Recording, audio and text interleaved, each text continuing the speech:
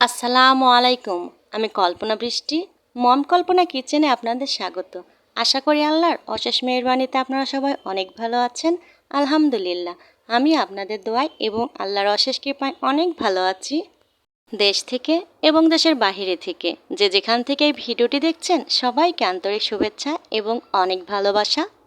আজকেও কিন্তু আরও একটা নতুন রেসিপি নিয়ে আবার আমি আপনাদের মাঝে ফিরে এসেছি।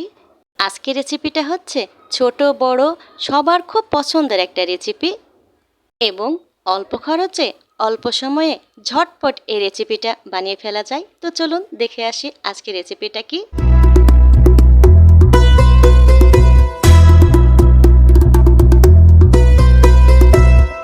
থাম্বনেল আর টাইটেল দেখে আপনারা অবশ্যই ইতিমধ্যে বুঝে গিয়েছেন আজকের রেসিপিটা কি। হ্যাঁ বন্ধুরা, আর অপেক্ষা করাবো না, আজকের রেসিপিটা হচ্ছে কলা দিয়ে প্যানকেক। কলার প্যানকেক বানাতে এখানে আমি 2টা মাঝারি আকারের কলা নিয়ে নিয়েছি। ময়দা, দুধ, সাদা তেল, ভ্যানিলা এসেন্স, তারপরে নিয়ে নিচ্ছি চিনি, তারপরে ডিম, এখানে আছে বেকিং পাউডার আর স্বাদ মতো লবণ। বানানা প্যানকেক বানাতে আমি সবগুলো উপকরণ একেবারে সাজিয়ে নিয়ে বসে পড়েছি। তো চলুন ব্যানানা কেক বানাতে যেই ব্যাটারটা লাগে সেটা আমরা বানিয়ে ফেলি। আমি প্রথমে একটা মিক্সিং বল নিয়ে নিয়েছি, একেবারে পরিষ্কার করে নিয়েছি। নেওয়ার পরে একটা ডিম ফেটিয়ে নিয়েছি। এই যে দেখুন, ডিমটা আমি আগেই প্রস্তুত করে রেখেছি। আমি প্রতিটা উপকরণ একে একে দেব, আর কতটুকু পরিমাণ লাগবে সেটাও আমি আপনাদেরকে ভালোভাবে বলে দেব। এবার আমি ডিমটাকে ফেটিয়ে নেব। ততক্ষণ ধরে ফেটাবো যতক্ষণ না এর একটা লালচে অংশটা একেবারে ফেনা ফেনা না হয়ে যায় বা ভেতর থেকে ফ্লাফি না হয়ে যায়, ততক্ষণ ধরে আমি ডিমটাকে ফেটিয়ে নেব। দেখুন অলরেডি ডিমটা ফাটানো হয়ে গিয়েছে। এ পর্যায়ে এসে আমি চিনি দিয়ে দেব। চিনির ব্যাপারে বলে দিই, এখানে 200 গ্রাম মতো চিনি আছে। আমি বড় বড় করে 8 থেকে 10টা মতো প্যানকেক বানাবো, তাই 200 গ্রাম চিনিতেই হয়ে যাবে। কলা থেকে যে মিষ্টিটা সেটাতে আরও ম্যানেজ হয়ে যাবে। চিনিটা অর্ধেক করে দেব আর ভালোভাবে ফেটিয়ে নেব যতক্ষণ না ফেনা বা ভিতরটা ফ্লাফি হচ্ছে।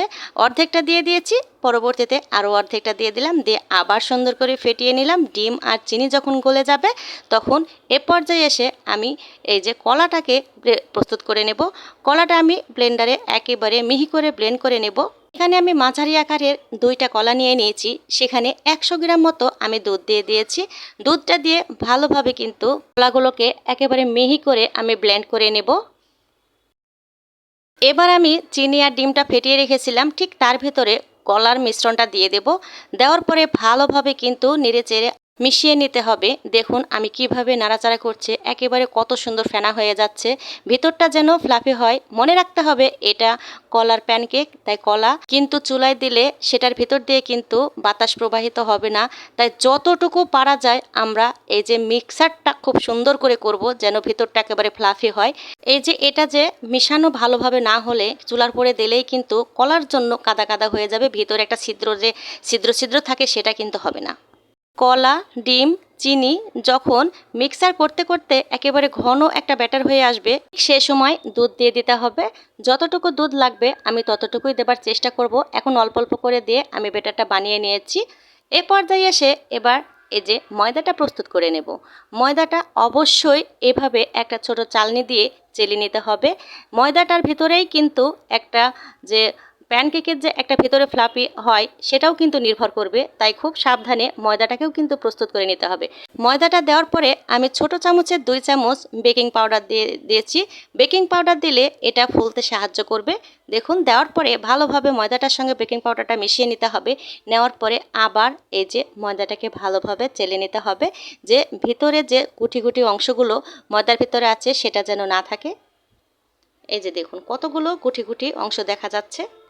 এবার ময়দার পরিমাণটা আমি বলে দিই, একটা ডিম আর 2টা কলা মিলে কিন্তু এখানে 1 কাপ মতো ময়দা লাগবে। এরপরেও আপনারা খেয়াল করবেন যে আমি এখানে 300 গ্রাম মতো দুধ নিয়েছি। 300 গ্রাম দুধে যতটুকু ময়দা লাগে ঠিক ততটুকুই দিতে হবে, না বেশি ঘন না বেশি পাতলা। ময়দাটা চেলে নিয়েছি, নেওয়ার পরে একটা প্যাচলার দিয়ে সুন্দরভাবে কিন্তু এইভাবে নেড়েচেড়ে সম্পূর্ণ ময়দাকে আবার মিশিয়ে নিতে হবে। এই যে দেখুন কিভাবে নিয়েছি একবার দেখেছেন।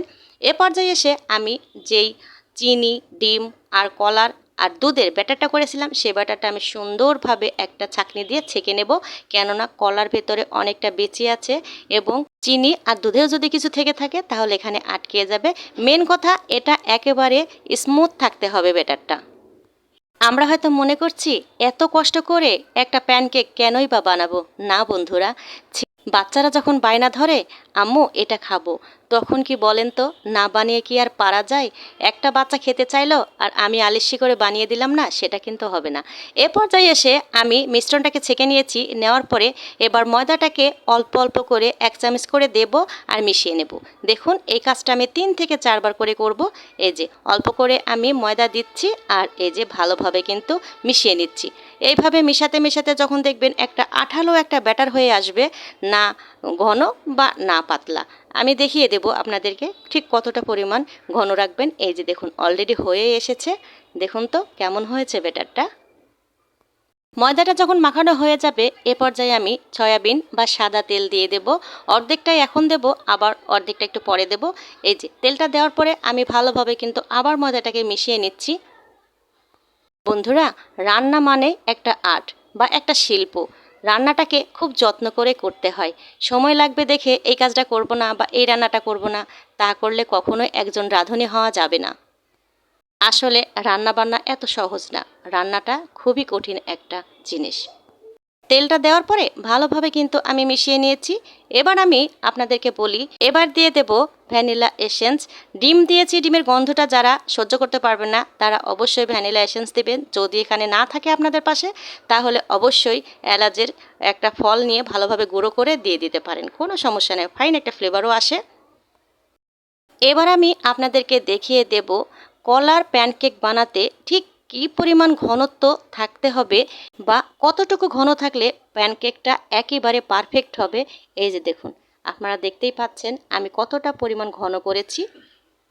এবার আমি কিচেনে চলে এসেছি, এসেই একটা প্যান বসিয়ে দিয়েছি, দিয়ে প্রথমবার কিন্তু আমি ব্যানানা প্যানকেক বানাচ্ছি। তাই এই যে আমি একটা প্রথমে দিয়ে দিয়েছি, দিয়ে ঢাকনা দিয়ে দিয়েছি। দেওয়ার পরে আমি এই যে ছিদ্র অংশটা একটা লবঙ্গ দিয়ে সিল করে দেব। দেখুন যেন ভিতরের বাতাসটা বাইরে বের না হয়। এই যে দেখুন, যে কোনো প্যানকেক বানাতে সময় লাগে না, শুধু প্রস্তুতি করতে একটু যেটুকু সময় লাগে, তারপরেও খুব সহজে অতি তাড়াতাড়ি প্যানকেক বানানো হয়ে যায়। দেখুন আমি এটা দিয়েছি একেবারে অল্প সময়, অলরেডি হয়ে গিয়েছে। এই যে দেখুন, একবার দেখুন তো, কে বলবে এটা ব্যানানা কেক মানে কলার প্যানকেক? একেবারে বুঝতেই পারবেন না যে এর ভেতরে কলা দিয়ে বানানো হয়েছে। একেবারে ভিতরটা একদম ফাঁপা বা ফ্লাফি হয়েছে আর সুন্দর ছিদ্র ছিদ্র হয়েছে, ভিতর থেকে যে বাতাসটা আছে সেটা বের হয়ে গিয়েছে। দেখুন তো কেমন হয়েছে, কালারটা অসাধারণ হয়েছে, তাই না? কলার প্যানকেক বলেন, মিষ্টি কুমড়ার প্যানকেক বলেন না কেন, একটু যত্ন করতে হবে, তাহলে অবশ্যই একটা দারুণ আপনারা বিকেলের নাস্তা কি সকালের নাস্তা এবং অন্য সময়তেও আপনারা এই প্যানকেকটা যখন তখন খেতে পারবেন। এবার আরও একটা আমি আপনাদেরকে দেখিয়ে দেব পরেরটা কেমন হয়েছে। এই যে দেখুন, পরেরটাও একেবারে সুন্দরভাবে কিন্তু হয়ে গিয়েছে, ভিতরটাও দেখুন একেবারে ফ্লাফি। আর এই যে ছিদ্র যেটা বলেছিলাম, যত ছিদ্র হবে তত প্যানকেকটা নরম হবে আর ভিতরটা একেবারে ফ্লাফি হবে। দেখুন তো এটার কালার কেমন হয়েছে। ঠিক একইভাবে আমি আরও একটা আপনাদেরকে বানিয়ে দেখালাম। দেখুন কালারটা কিন্তু অনেক সুন্দর হয়েছে। সবগুলো কলার প্যানকেক আমি অফ ক্যামেরায় বানিয়ে নিয়ে চলে এসেছি। এই যে দেখুন, এই তো হয়ে গেল আমার সেই কাঙ্ক্ষিত কলার প্যানকেক বা ব্যানানা প্যানকেক। প্যানকেকের ব্যাটারটা স্মুথ হওয়ার কারণে প্রত্যেকটা প্যানকেক একেবারে এক সমানভাবে তৈরি হয়েছে। দেখুন কত সুন্দর, একেবারে পারফেক্ট একটা ব্যানানা প্যানকেক হয়েছে। এই ব্যানানা প্যানকেকটা যদি বানাতে চান তাহলে আমার এই ভিডিওটি সম্পূর্ণ দেখে, একেবারে না টেনেই কিন্তু সম্পূর্ণ দেখে অবশ্যই বানানোর চেষ্টা করবেন, তাহলে আমার মতো পারফেক্ট একটা ব্যানানা কেক আপনারা পেয়ে যাবেন। যদি বাসায় এত সুন্দর প্যানকেক হয় তাহলে বাচ্চাদের আর দোকানের খাবারের কী প্রয়োজন পড়ে গেল বলুন। এপাশ ওপাশ দুই পাশে দেখিয়েছি, এবার আমি একটু ভেঙে দেখিয়ে দেব যে কলার প্যানকেকটা ভিতরে কেমন হয়েছে, কাদা কাদা হয়েছে না ভিতর ফ্লাফি হয়েছে। দেখুন তো বন্ধুরা কেমন হয়েছে, একেবারে পারফেক্ট, একেবারে ফ্লাফি। দেখুন একটুও কাদা কাদা ভিতরে হয়নি, অনেক সুন্দর কিন্তু একটা প্যানকেক হয়েছে। বিশেষ করে আজকের ভিডিওটি যাদেরই ভালো লাগবে অবশ্যই একটা লাইক দিয়ে দেবেন, সাথে একটা সাবস্ক্রাইব অবশ্যই করবেন, পাশে থাকা বেল বাটনটা অবশ্যই প্রেস করবেন। সবাই ভালো থাকবেন, সুস্থ থাকবেন, নিজেকে সুস্থ রাখবেন। আবার ফিরে আসবো অন্য কোনো রেসিপি নিয়ে। আল্লাহ হাফেজ, আসসালামু আলাইকুম।